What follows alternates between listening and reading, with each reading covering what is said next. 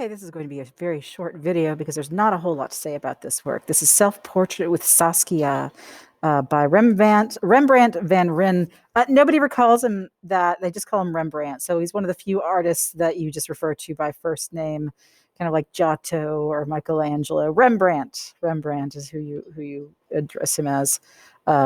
So we can see he's signed his work. This is done in the almost the mid 17th century. So we look at this piece for a couple of reasons. The main reason, I think, is because it's an etching, and AP needed to include kind of the progress of the development of printmaking, which of course began with woodcuts, moved on to engraving. Etching is a different process, but also produces prints. And I'll get into what it means in just a second. Aside from that, it's obviously a very kind of private moment between the artist and his wife. It's a self-portrait. And that's going to be, we're going to come across a number of self-portraits of artists drawing themselves or depicting themselves. We already had a suggestion of one in the altar wall fresco from the Last Judgment. Michelangelo kind of sneaks himself in there, I believe, in the body, represented in the body of the skin of the man who has, I think it was Saint Lawrence, as I recall. I could be wrong about that. So other than that, we get a private view into his life. It's his depiction, the first time he depicts himself as an artist, as a self-portrait. And also they're trying, we're noting his skill as a draftsperson here. So let's take a look and understand what etching is exactly. So etching is like engraving because it involves a metal plate. However, it involves a chemical process. So here's the whole thing written out, but let me explain what it is first, right? You have a piece of metal. You treat that piece of metal with an acid-resistant coating. I think, I don't remember if it's wax or it's some kind of, you coat the piece of metal in something that is acid-resistant. Then you take your burin, your sharp tool, kind of like a stylus of sorts, and you scrape your image onto the metal plate, obviously scraping away the treatment that is acid resistant, so that you've kind of drawn this image on the plate, scraping away the acid resistant part. Then you dip the plate into acid. And the longer you leave it in, of course, the deeper the grooves, et cetera, et cetera. So take it out of the acid, get rid of the covering, the acid-resistant covering, and then you've got your plate with which you make the prints, just like you did the etchings that we talked about earlier. So that's the process. So we need to be aware of the three different printmaking processes that we've come across so far, which of course are woodcut print, engraving, and now etching, which involves a chemical process. All right.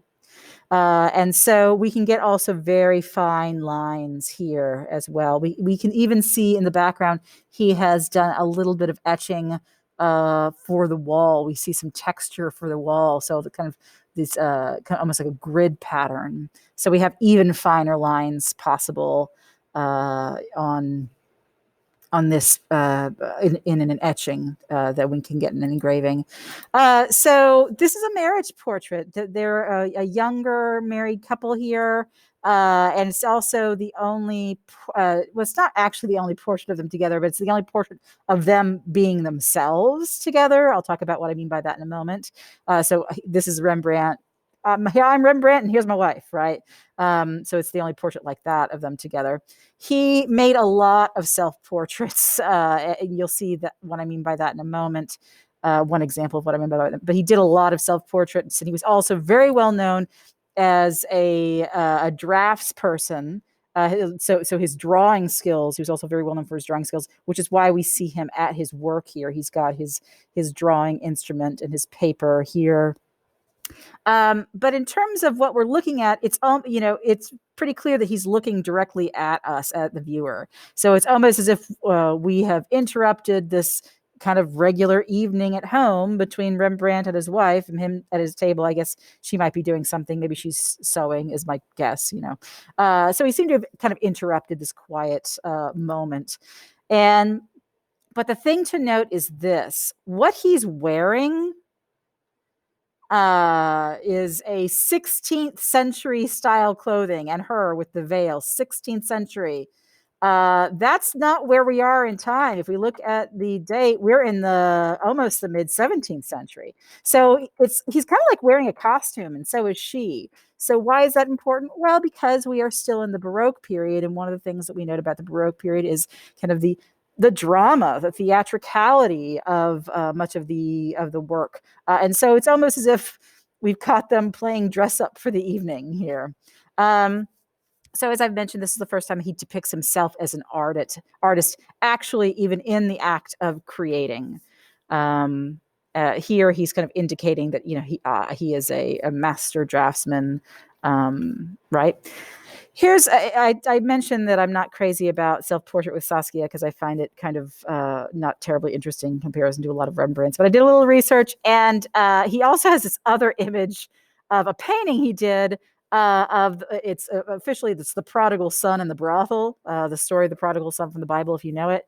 But it's all he's modeled the Prodigal Son and the lady in the brothel. Maybe it's a tavern. It could be interpreted as a tavern as well. That's him, and that's Saskia. If you look carefully at the faces, definitely him. It's a little harder, I think, to tell that it's Saskia, but we know that he's modeled those two figures after himself and his wife. Other far more interesting Rembrandts, The Night Watch, which is super famous. Man with the Golden Helmet. Oh, I can't remember this one. I can't remember the name of that one. But Return of the Prodigal Son is my favorite of his works. So he's clearly a master of light and the effects of light. Northern European. That is your introduction to Self-Portrait with Saskia and Etching, a kind of print. Thank you very much.